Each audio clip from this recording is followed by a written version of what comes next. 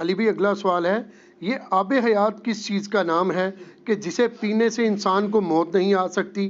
سنا ہے کہ آب حیات اس دنیا میں صرف ایک ہی شخص نے پی رکھا ہے اور وہ حضرت خضر علیہ السلام ہے، کیا یہ واقعی درست ہے؟ سب کہانی ہے میرے بھائی، سب کہانی۔ آب حیات کون پی کے ہمیشہ کے لیے زندہ رہ سکتا ہے جی؟ آب حیات نام کی کوئی چیز نہیں ہے۔ کہانیوں میں، سٹوریوں میں، دیو مالائی قصے کہانیوں میں موجود ہے، وہ اسی کی بنیاد پہ وہ حضرت خضر کو ابھی تک زندہ مانے ہوئے ہیں۔ قرآن تو بار بار کہتا ہے کل نفس ذائقۃ الموت، ہر نفس نے موت کا مزہ چکھنا ہے۔ تو جب قرآن کیٹاگوریکلی کہہ رہا ہے کہ موت آ کے ہی رہنی ہے، پھر آب حیات کا کیا کانسیپٹ رہ سکتا ہے؟ سارے جھوٹے دعوے ہیں۔ اللہ تبارک و تعالیٰ نے زندگی موت کے معاملات اپنے ہاتھ میں رکھے ہوئے ہیں، اس کا قطعاً تعلق کسی کے کوئی خوراک کھانے یا پینے کے ساتھ نہیں ہے۔ اس قسم کا تو وسوسہ شیطان نے ہمارے ابا جی کو اور ہماری اماں کو دیا تھا، سیدہ حوا کو اور سیدنا آدم علیہ السلام کو، کہ وہ آپ کو پتہ ہے شیطان نے کیا وسوسہ دیا تھا؟ سورۃ الاعراف میں آتا ہے نا کہ یہ اللہ تعالیٰ نے جو تمہیں اس شجر کے درخت کھانے سے روکا ہے نا، تو کس لیے روکا ہے؟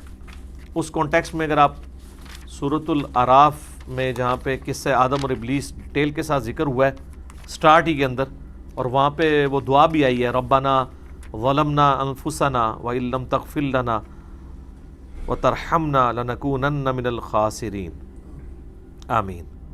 تو اس میں اللہ تبارک و تعالیٰ نے یعنی جو ابلیس نے ان کو وسوسہ دلایا ہے نا، وہ یہی تھا فوسوس لہما الشیطان، ان دونوں کو شیطان نے وسوسہ دلایا لیبدی لہما ما وری عنہما من سوآتہما، تاکہ وہ جو جنتی لباس ان کے اوپر تھا وہ ان سے اتروا دے اور ان کی شرمگاہیں ان پر کھول دے۔ ظاہر ہے وہ جنتی لباس تو پھر چلا گیا نا اس لغزش کی وجہ سے۔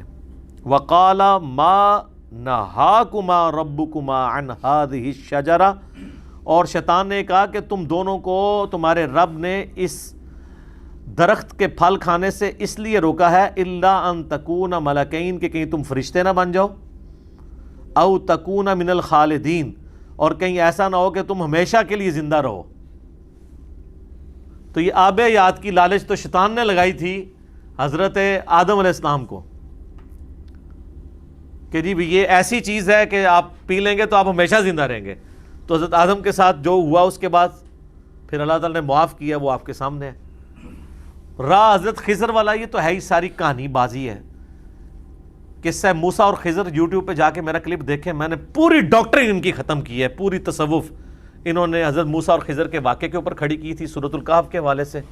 اس میں حضرت خضر کے حوالے سے جتنے ان کے کلیمز ہیں کہ وہ خضر زندہ ہے، لوگوں کو ملتا ہے، قرب قیامت میں دجال کے سامنے جو مرد مومن آئے گا وہ خضر ہوگا، یہ ساری کی ساری کہانیاں میں نے کھول کے بیان کر دی ہیں، اور ایک جملے سے ان کی پوری ڈاکٹرین الٹ کے رکھ دی ہے کہ سورہ آل عمران میں اللہ تعالیٰ نے تمام نبیوں سے عہد کا ذکر کیا ہے کہ جب میں تمہیں نبوت دوں اور رسالت دوں اور تمہاری موجودگی میں کوئی اور پیغمبر آ جائے، تعویل عام میں تو سب کے لیے تھا، تعویل خاص میں نبی الاسلام کے بارے میں، تو تم نے ضرور بھی ضرور اس پیغمبر پہ ایمان لانا ہے اور ان کی دین میں مدد کرنی ہے، اور اس پہ ایک دوسرے پہ گواہ ہو جاؤ، اور میرا بھاری ذمہ اس پہ تم اٹھاتے ہو، اور اس کے بعد اگر تم نے نافرمانی کی تو تم فاسقین میں شمار ہو جاؤ گے۔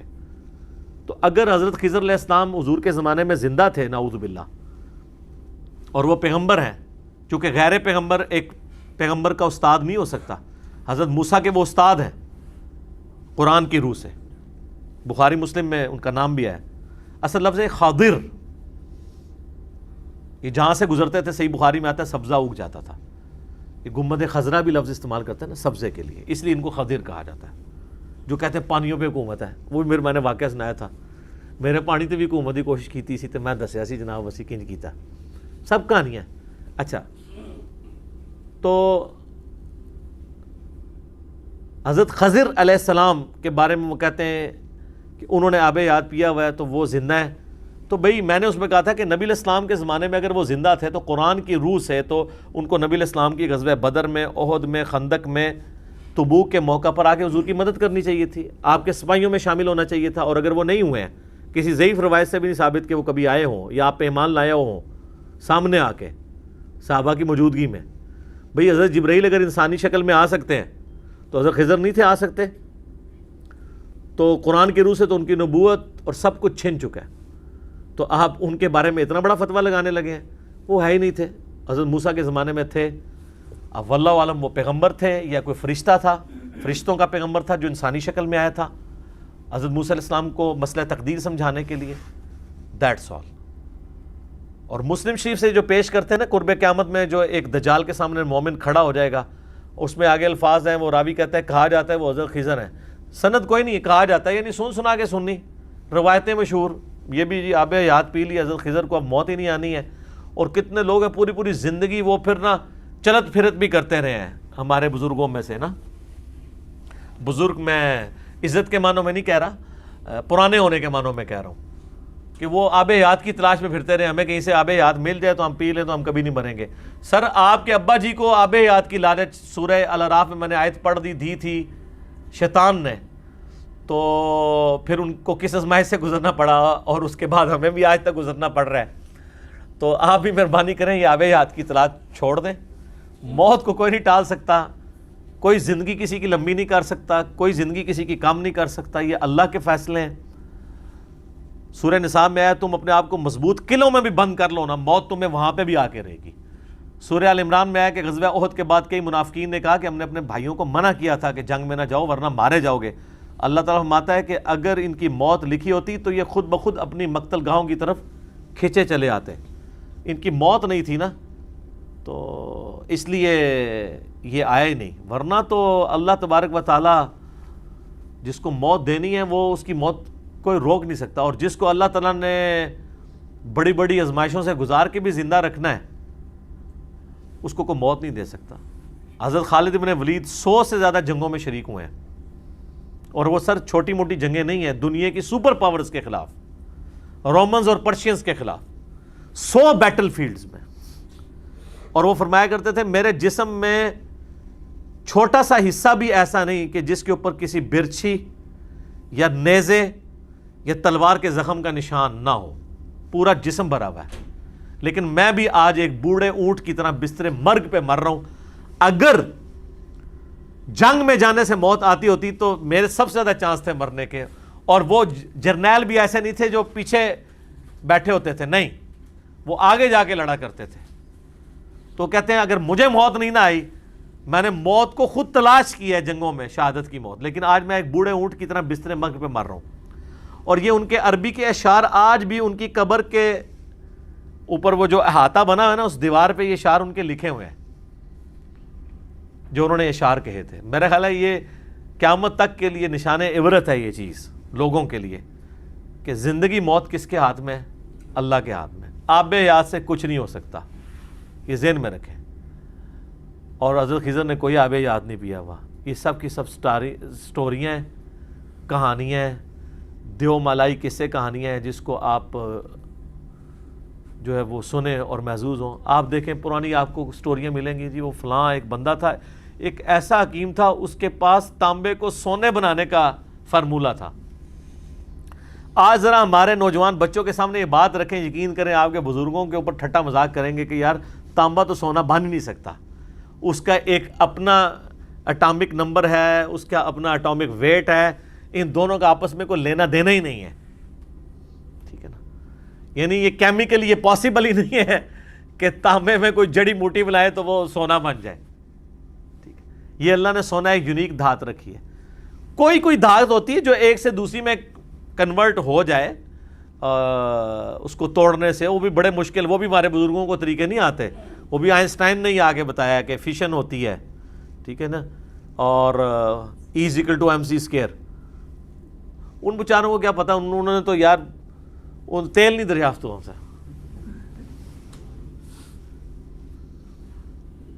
ویسے آپ کو کہتے ہیں تھلے نگاہ ماری 7 زمینہ کراس, تیل بھی کراس,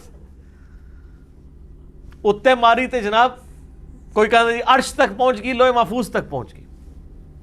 کوئی کچھ نہیں میرے بھائی, کوئی کچھ نہیں کر سکتا. سر جن بزرگوں کے بارے میں آپ یہ کلیم کر رہے ہیں نا, ان کے سامنے سمارٹ فون رکھ دیا جائے نا, وہ سمارٹ فون نہیں آپریٹ کر سکتے. اسمارٹ فون چھوڑ دیں, عام ٹیلی فون نہیں آپریٹ کر سکتے, تو وہ ٹیلی فون بنانا, یہ تو سر کہانی ختم, یہ تو بہت مشکل کام ہے. میں کہتا ہوں اگر وہ لوگ آج زندہ ہو جائیں تو وہ تو گوروں کو, بوئنگ کو اور ایئر بس والی کمپنی کے جو مالکان ہیں ان کو اولیاء اللہ مان لیں, کہ جنہوں نے جناب 450-500 مسافروں کو اڑانے والے پرندے بنا لیے ہیں, ایئر بس A380 اور بوئنگ 747, بوئنگ 777. انسانی ترقی ہے نا دماغ کی, تو یہ جہاز کیوں نہیں کسی نے بنا لیا؟ ویسے کہتے ہیں جناب وہ ایک نماز مدینہ شریف پڑھتے سن, دوسری جناب مکہ شریف, تیسری بیت المقدس, چوتھی بغداد شریف, سب کہانی ہے, کوئی نہیں پڑھ سکتا اس طریقے سے. آج بھی کسی کے پاس چارٹر طیارہ ہو تو مشکل ہے اس طریقے سے نمازیں پڑھنا. پھر میں اس کی انجینئرنگ کرتا ہوں کہ مسلم شریف میں تو بنو سلمہ کو نبی علیہ السلام نے دیکھا ایک چوراہے پہ کھڑے ہوئے, پوچھا کیوں ادھر کھڑے؟ ان کا یا رسول اللہ نماز میں لیٹ ہو جاتے ہیں, بڑی دور سے چل کے آنا پڑتا ہے, ہم نے سوچا ہم مدینہ شریف کے قریب مسجد نبوی کے گھر لے لیں. تو نبی علیہ السلام فرمایا کہ جتنے قدم تم چل کے آتے ہو تمہیں ہر قدم پہ ثواب ملتا ہے. تو انہوں نے مدینہ شریف شفٹ ہونے کا ارادہ ترک کر کے واپس اپنے گاؤں میں چلے گئے کہ ہم اتنے قدم چل کے آئیں گے. تو نبی علیہ السلام کو تو فرمانا چاہیے تھا کہ بھئی تمہارے بعد اتنے بڑے بڑے اولیاء اللہ آئیں گے, وہ اڑ کے نمازیں پڑھا کریں گے مکہ مدینے, تو تم تو اولیاء کے سردار ہو. بلکہ اس سے اگلی کہانی جو انہوں نے بنائی ہوئی ہے کہ جی ایک ادنا صحابی کے گھوڑے کے سم سے جو خاک اڑ کے اس کے ناک میں بیٹھتی ہے اس تک بھی کوئی وہ غوث کتب ولی نہیں پہنچ سکتا. ماشاءاللہ, پھر تو صحابہ کے گھوڑوں کو بھی اڑنا چاہیے. اگر غوث کتب ولی اڑ رہے ہیں تو ان کے تو گھوڑے بھی اڑنے چاہیے, تو بیچارے خود اڑنے سے رہ گئے. سب کہانی ہے, اس طرح پاسبل نہیں ہے. دنیا اللہ نے بقدر ایفرٹ رکھی ہوئی ہے. یہ فزیکل فنامنا کا ورڈ ہے, روحانیت کے ساتھ اسے ریلیٹ کرنا وہ معجزات والا معاملہ وہ ایک بالکل ڈیفرنٹ چیز ہے. کرامت کا کانسیپٹ بھی اس طریقے سے نہیں جو یہ پیش کر رہے ہوتے ہیں, کہ کمپیٹنسی نہیں کہ کوئی شخص حاصل کر لے. ایک الگ سے ایک بحث ہے, اس کے اوپر میری ایک ویڈیوز ریکارڈڈ موجود ہیں. تو بات کہاں سے کہاں نکل گئی, میں نے آب حیات کے حوالے سے ڈسکشن کر رہا تھا کہ جس طرح باقی بڑی بڑی کہانیاں مشہور ہیں نا, آب حیات بھی ان کہانیوں میں سے ایک کہانی ہے. اللہ تعالیٰ ان کو عقل دے, کس قسم کی یہ باتیں یعنی پبلک کے اندر مشہور کرتے ہیں. وادی جن پہ بھی آپ نے میرا کلپ دیکھا کہ وہ ایک نظر کا دھوکہ ہے, ایلوژن ہے. وہاں کے یعنی پہاڑی اور زمین کا جو آپس میں اینگل اس طریقے سے ہے کہ وہ اٹ سیم لائک دیٹ, اسے گریوٹی ہل کہتے ہیں, نظر کا دھوکہ ہوتا ہے. وہ جو آپ کو ڈھلوان ہے وہ اونچائی کے طور پہ نظر آ رہی ہوتی ہے, لیکن with respect to sea level وہ ڈھلوان ہوتی ہے, تو وہ آپ کو چیزیں اوپر چڑھتی ہوئی نظر آ رہی ہوتی ہیں. وہ تو آپ اپنے گھر میں بھی بنا سکتے ہیں. ایمز روم بنانے کے بارے میں نے اس میں بتایا تھا. تو خیر اس کلپ کا یہ فائدہ ہوا کہ بعد میں نا دعوت اسلامی کے امیر کی طرف سے بھی ایک ویڈیو آ گئی کہ وادی جن میں کوئی جن شین نہیں ہے, نہ کوئی اس وجہ سے یہ چیزیں اس طرف جاتی ہیں. خیر ان کو تو سائنٹیفک فنامنا کا پتہ ہی نہیں, وہ سائنٹیفک فنامنا ہے. وہ تو انڈین مقبوضہ کشمیر میں لداخ کے مقام کے اوپر بھی وہ گریوٹی ہل پائی جاتی ہے. پاکستان میں کوئی نہیں ہے, سعودیہ میں وادی جن کے اندر ہے. وہ ایک ٹوٹلی فزیکل فنامنا ہے. اس پہ کلپ ہمیں بنانا پڑا. ڈیڈ سی کے اوپر کلپ بنانا پڑا جی, اس میں بندے ڈوبتے نہیں. آپ گھر ڈیڈ سی بنا سکتے ہیں لیکن خرچہ بہت زیادہ ہوگا, نمک بہت زیادہ ڈالنا پڑے گا, تو وہ اس کی کثافت زیادہ ہے, اس وجہ سے نہیں ڈوبتے. اور اس کو سب چیزوں کو روحانیت کے ساتھ جوڑا ہوا ہوتا ہے. اسلام نے ان توہمات کو سائٹ پہ رکھ کے ڈیفینیٹ علم پہ بات کی ہے. وَلَا تَقْفُ مَا لَيْسَ لَكَ بِهِ عِلْمٌ إِنَّ السَّمْعَ وَالْبَصَرَ وَالْفُؤَادَ كُلُّ أُولَٰئِكَ كَانَ عَنْهُ مسئولا. اے انسان کسی چیز کی پیروی اس وقت تک مت کر جب تک کہ تجھے ڈیفینیٹ علم نہ حاصل ہو جائے. بے شک کان, آنکھ اور دل, عقل بھی کہہ سکتے ہیں, دماغ ہو یا دل ہو, اس کے بارے میں تمہیں پوچھا جائے گا کہ ان انسٹرومنٹس کو یوز کر کے تم نے حق بات تک پہنچنے کی کوشش کیوں نہیں کی. تو اسلام توہمات میں نہیں, ڈیفینیٹ علم میں بلیو رکھتا ہے. اور علم دو ہی ہیں, یا وحی کا علم ہے, کتاب و سنت کا علم جسے ہم ریویلڈ نالج کہتے ہیں, یا ایکوائرڈ نالج ہے جسے ہم سائنس کا علم کہتے ہیں. تو نہ سائنس اس چیز کو سپورٹ کرتی ہے کہ کوئی آب حیات ہے کہ جس کے بعد کبھی انسان کو موت نہیں آئے گی, اور نہ کتاب و سنت اس کو سپورٹ کرتا ہے. بلکہ موت وہ حقیقت ہے کہ جس کو وہ لوگ بھی مانتے ہیں جو خدا کو نہیں مانتے. اتنی بڑی حقیقت ہے موت. تو آب حیات کا تو کوئی سائنس میں کوئی وجود نہیں ہے, نہ کتاب و سنت میں کوئی وجود ہے. بلکہ سورۃ الاعراف کی وہ آیت کافی تھی کہ یہ شیطان کا وسوسہ تھا جو حضرت آدم کو دلایا. پھر دیکھ لیں انہوں نے وہ پھل کھایا تو اس کے بعد آب حیات والا معاملہ تو نہیں ہوا, خود بھی آزمائش میں ڈلے اور آج تک ان کی اولاد بھی آزمائش میں ہے. اللہ تعالیٰ ہمیں اس آزمائش میں سے نکال کے اپنے اصلی مقام جہاں سے ہم نکالے گئے تھے جنت میں اپنے پیغمبروں کا پڑوس نصیب فرمائے. آمین ثم آمین. جزاکم اللہ خیرا.